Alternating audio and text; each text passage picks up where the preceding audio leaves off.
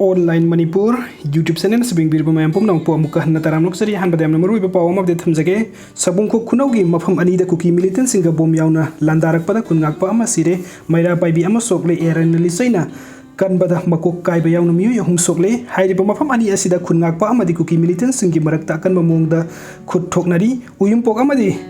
nungsungi singda kun ngakliba singnan han numidang dagi hauduna khame lok lom thangba maigerom dagi kuki militant singna bom yauna landarak ba hokibani ngarang numit chupa khut thok nakiba aduda maitei kun ngakpa ani asok apan nangkibani thaudok tokpham dagi phangba paw amana hai ngarang ahing nungyai dagi hauna amuk hanna kuki militant bom yauna kan ba mongda landa ba haurakpa dagi mafam aduda kun ngakliba singna akan ba mongda khut thoknari uyum pota khut thokna ba aduda ngasi ayuk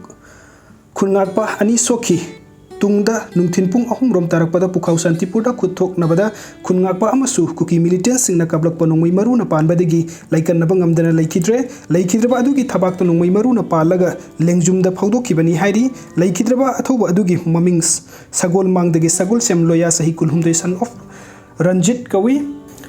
Pawasna hairi badi thaudok asing asi pung mangarom ta badagi hauni Imphal East district amadi Kangpokpi district ki tainer ba khamel lokege M Singh haine khangna ba pham amadagi kuki militant singna bom yauna nongmai kapsin duna landaraki madugi makhata rakpada kunngak pasingna su handuna nongmai kapna ki matat nongmai kapna ro matung makhata na pukhau santipur sabung ko kunong maningi sangranda makhata na mukhutok na ki loina na ising then bidasu makhata na khutok na bagi thaudok asi thoklaki bani ngasi nung thin pukhau santipur sing thakta kuki militant singna kablak panongmai na pan badagi maitai kunngak pa ma sire laiki tapami edu sagol sem loya sahi kun gamanga pukhau santipur dagi ni hari soktuna laikan nervasing adugi manung da herok part 1 dagi moirang them nausa langthaban kunje dagi laisram ikun ba sahi kun gataruk amadi asan bigai dagi sinam siamni amarom da thengna phangwa paw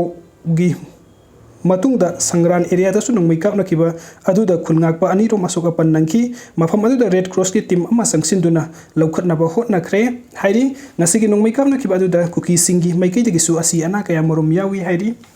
video sing bibagi tamuk tamayam pum nang pu amuka na thakachari no update kita mukta online Manipur YouTube channel na sabun video subscribe to biramu thank you